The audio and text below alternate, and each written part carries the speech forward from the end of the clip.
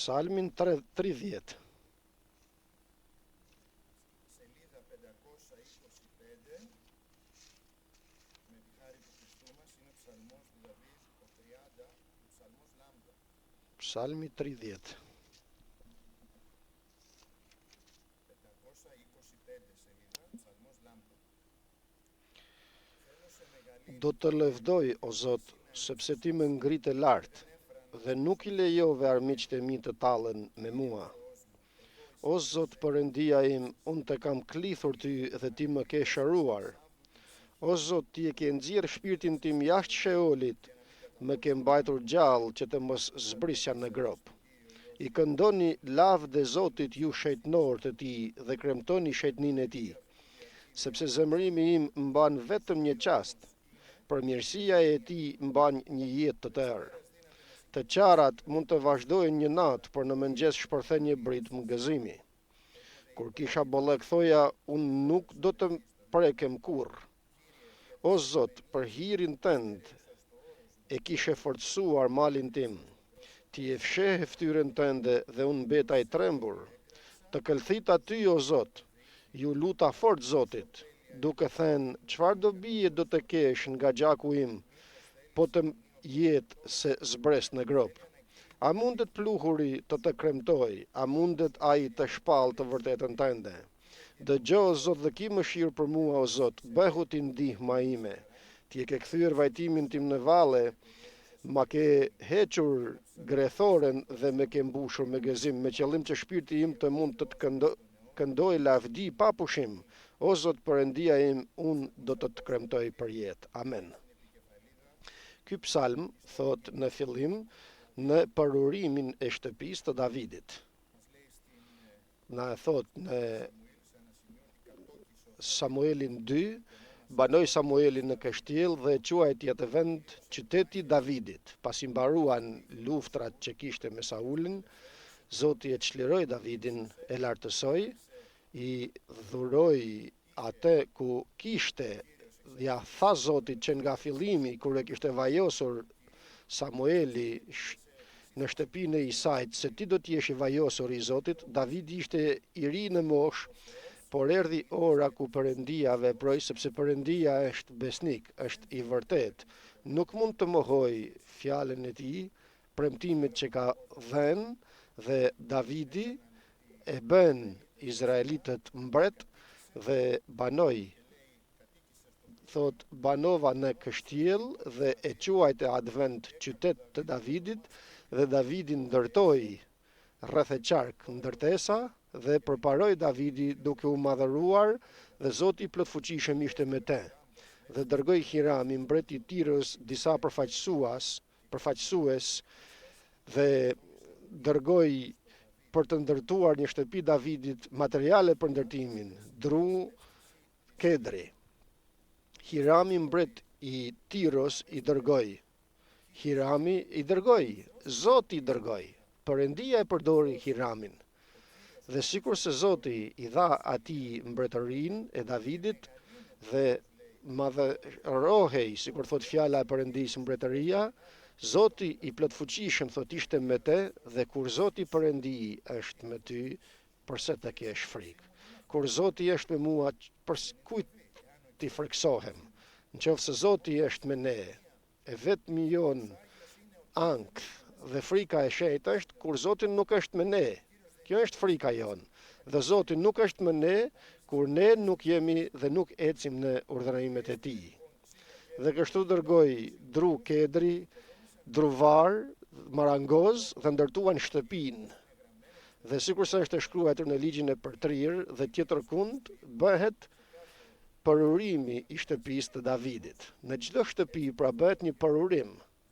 Kështu edhe Davidi, sipas përurimit të shtëpisë të tij, thot dhe nxjerr nga thellësitë e shpirtit të tij këtë kantik drejt Perëndis, duke falenderuar Zotin dhe duke thënë, do të lëvdoj o Zot.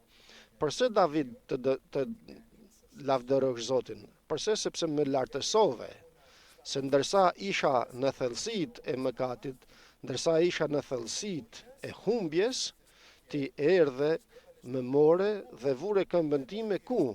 Ku e vuri këmbën tonë? Në shkëmbë. Aleluja. Ti më ngrite lart, nuk I lejove armiqt të tallen me mua, nuk u kënaqën armiqt e mi me rënjën time, dhe për ne djalli dhe Satani është armiku jon. Dhe nëse për momentin bie njeriu I Perëndis, çfarë na thot fjala e Perëndis? Edhe nëse 7 herë bie I drejti, 7 herë do të ngrihet. Aleluja. 7 herë do të ngrihet. Nëse don të ngrihet, se nëse zemra ime, them përsëri, është e vënë në mëkat, e vënë që të kthehem mbrapsht në botë dhe në gjërat e botës, atëherë nuk mund të më ndihmoj Zoti, sepse nuk mund të ndërhyj Perëndia në vullnetin tim. Por Davidi thërret Zotit dhe thot, Zoti Perëndia im, në paragrafin e 2, o Zot Perëndia im, kam provoj me Zotin tim, kam bashkësi me Perëndin tim, të kam këllithur dhe ti më ke shëruar. A na ka shëruar Zoti? Vëllezër dhe motra, së pari e shëroi shpirtin ton, I cili rridhte gjak nga goditjet që pësonim nga bota, dhe erdhi Zoti dhe e shëroi shpirtin ton. Dhe kjo mendoj që është mrekullia më e madhe që mund të bëhet në njerëzimin sot. Shpeshherë themi të bëhen ringjallje të vdekurve, shërime të mëdhaja dhe mirë bëhem që lutemi, por ringjallja më e madhe nga kthimi I zemrës tonë në Krishtin nuk ka. Nga ndryshimi I jetës të një njeriu nga aty ku ishte I vdekur dhe erdhi në jetë. Nga aty ku ishte I humbur dhe u gjet. Pra s'ka. Ti e ke nxjerrë shpirtin tim jashtë Sheolit. E more nga Sheoli shpirtin tim dhe ngjite lart, sepse vetëm Krishti mund ta ngrisë lart shpirtin tënd. Dhe nëse shpirti yt është I rënë akoma deri në Sheol, ta dish nga fjala e Perëndis se ai që mund ta ngrije lart është Krishti, është Zoti. Dhe Davidi e thot këtë, e dëshmon atje kur bën përurimin në shtëpisë të tij. Ti e ruajte jetën time që të mos zbres në grop. U bëre për mua një kështjell, e thot dikun tjetër, vend strehimi për mua. Ruajte dhe mbajte gjallë jetën time. Dhe tek Pietri më pëlqen një paragraf I bukur tek letra e parë e Pietrit, ashtu sikur se flet për trashëgimin që ka përgatitur Perëndia për të na dhënë, një trashëgimi të pafishkme, të ruajtur për ne në qiell. E ka përgatitur Krishti, të mos e harrojmë. Ajo është trashëgimia jon. Nuk është trashëgimia jon këtu një shtëpi, një makinë, të trashëgojmë nga prindrit, nga gjyshrit apo ndonjë gjë, jo. Por trashëgimia jon është në qiell, e cila është e paprishme, e pafishme, e ruajtur në qiell për ne, të cilën me forcën e Perëndis ruajmë nëpërmjet besimit në shpëtimin gati të shfaqet në kohën e fundit, të cilët ne, ne besimtare që besojmë në Perëndin, që e kemi pranuar Jezu Krishtin si shpëtimtar tonin, që na ka ringjallur me anë të ringjalljes të Jezu Krishtit, me forcën e Perëndis ruhemi, ke mbroje, je mbrojtur, ke një mbrojë që ruan shpirtin tënd, por nëpërmjet besimit ruhemi, dhe djalli që do të mundohet të të godas është besimi yt. Besimin tënd të godas në fjalën e Perëndis, besimin te ky person në Jezu Krishtin. Dhe dini, në qoftë se ne njerëzit e lëm vend të ligut, do të vi dhe të godas, dhe rrezikohemi kështu të humbim besimin ton, vëllezër dhe motra. Kujtohuni se çfarë I tha Krishti dishepujve dhe veçanërisht Pietrit. O besim pak, përse hezitove, përse të iku besimi, dhe të tjera here ka thënë Zoti, mos ta humbim besimin ton. Zoti na ruan, Zoti na mbron, Zoti do të veproj, mos ki frikë nga gjithçka që bëhet rreth e qark tejet, akoma dhe nga sulmet e të ligut dhe të njerëzve të akoma, të cilët mbase janë të vënë nga i ligu, por frika jon e shejt të jetë e veçantë, të mos humbas besimi jon në Zotin. Këndoni lavd e Zotit ju shejtëror të tij, kremtoni shejtërinë e tij. Don të këndoj lavd e Zotit. Davidi, një njeri që gjithmonë lavdëron të Zotin, gjithmonë i këndon të Zotit. Dhe është shumë e bukur, vëllezër dhe motra, të këndojmë lavd e Zotit. Pali dhe Sila, të lutur atje në thellësitë e burgjeve që i kishin futur, lavdëronin Zotin me imne. Aty ku luteshin, imnonin, aleluja. Sepse zemrimi jon është për një moment, por jeta është në dorën e tij. Zemrimi është për një moment, dhe drejtësia e njeriut, vëllezër dhe motra, është e pastër dhe e vërtet. Shpërblimi i mëkatit është vdekja. Nuk mund të luaj me mëkatin. Dhe nëse luaj me mëkatin, rrezikohem të më mposht mëkati. Nëse luaj me mëkatin, nëse them nuk prish punë për një gjë, për një tjetër, nuk prish gjë për tjetrën, po u prishet shumë dhe më tepër.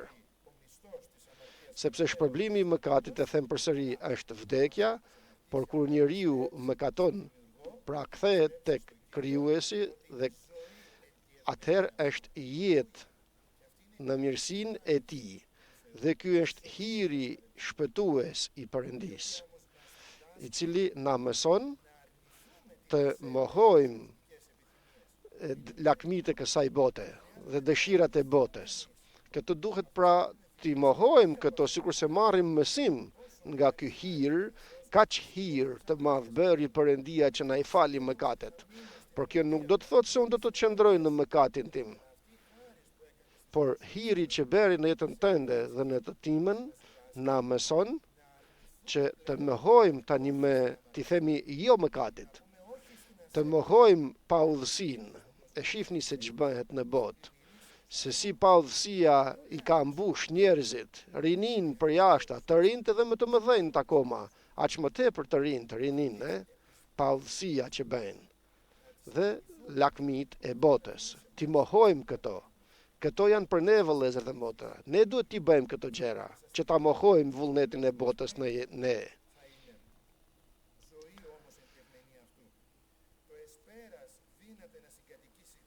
Në darkë ka klithma në emrin tënd dhe në mëngjes vjen ndihma jote. Aty pra ku vjen vështirësia, aty vjen edhe çlirimi që na çliron Zoti. Aty ku pa pritur ka ardhur një dallkë e madhe në jetën time, në vend pa pritur do të vijë edhe çlirimi nga Zoti. Këto nuk i them unë, por i lexojmë nga fjala e Perëndis këto. Zoti na i thot këto.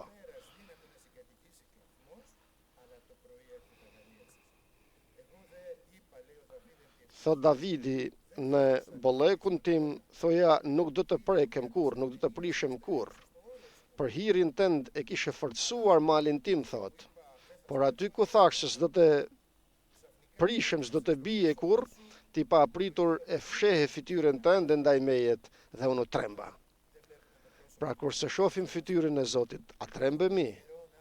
Kur kemi kohë pa u afruar tek Zoti për të ndjerë praninë e tij, a trembemi? Apo themi nuk prish punë? Pra kemi nevojë, vëllezër dhe motra, është jeta jonë që të kemi lidhje me atë person, me Jezu Krishtin. Nuk kemi gjë tjetër të themi, nuk kemi gjë tjetër të predikojmë, nuk kemi gjë tjetër të tregojmë, vëllezër dhe motra, vetëm Krishtin, Zotin, vëllezër dhe motra, dhe bashkësinë tonë me te, lidhjen tonë me te, që ti flasësh dhe të flasë, që ti hapësh zemrën tënde dhe të hap edhe ai zemrën e tij, aleluja. sepse Zoti don vëllezër dhe motra të hap zemrën tonë, të na ndihmojë të hap zemrën tonë dhe të hap edhe zemrën e tij dhe të vijë të na flas për të ardhmen, për ato që ka për të bërë, për të na dhënë premtimet, për të na përforcuar, për të na ndërtuar, si nëpërmjet fjalës të tij dhe nëpërmjet frymës të shenjtë. Γι' αυτό η προσευχή του μόλις έκρυψε το πρόσωπό του ο Θεός. Σε Κύριε έκραξα. Dhe pasi e fshehu fytyrën e tij Zoti ndaj tij, thot ty të këllthita o Zot. Nuk tha hajde ta le tani pas dore, të shohim kur do të më paraqitet, kur do të afrohem Zotit. Jo, por shkoj me vrap, u gjunjëzua, dha veten e tij së kërkuari Zotin. Këtë bëri Davidi. Këtë na thot fjala Perëndis të bëjmë edhe ne. Duke thënë çdo bi do të ketë nga gjaku im po të jetë së zbrest në grop. A mundet pluhurit të kremtoj? A mundet ai të shpall të vërtetën tënde? Dëgjo o Zot dhe ki mëshirë për mua o Zot. Ja lutja Davidit e. Dëgjo o Zot. Shkoni lutet Zotit duke thënë dëgjo o Zot. Ki mëshirë për mua. Bëhu ti ndihma ime. E din se mëshira e Perëndis është e pa shtermshme. Bëhu o Zot ndihmësi im. Nuk mund t'ja dal vetëm unë o Zot. Nuk mund të përparoj vetëm unë o Zot. Eja të lutem dhe bëhu ndihmësi im. A don të bëhet Krishti ndihmësi yt? Amen. Pa Krishtin nuk mund të përparojmë vëllezër dhe motra. Nuk mund të bëjmë asgjë. E shëndërrove tek unë, e ktheve vajtimin tim në gëzim. Kisha një vajtim në jetën time. Kisha një mërzi, kisha një shtrëngim brenda me jetë. Një vështirësi të madhe në jetë. Akoma dhe shumë vështirësi në jetën time. Por ti o Zot, këtë vajtim e ktheve në gëzim, në valle. Ke hequr grethoren është siguraj thesi që venin dikure, dhe mbuloshin me hije. Pra e heqe grethoren dhe më ke mbushur me gëzim. Dhe me qëllim që shpirti im të mund të këndoj lavdi pa pushim. Gëzim mund të na jap vetëm fryma e shenjtë. Dhe thonim përpara pak ditësh mbushuni me frymë të shenjtë. Të gjallë në frymë. Mbushuni me frymë të shenjtë. Përse kam pikëllim në zemrën time o Zot? Përse jam i mbushur me pikëllim o Zot? Përse i shoh dallkët të ngrihen dhe unë të jem i fishkur sepse kam nevojë të mbushem me frymën e shenjtë.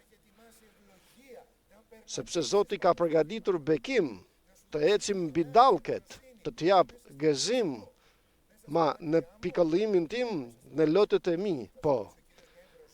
Do të jap Zoti një gëzim që nuk e jep bota përjashta.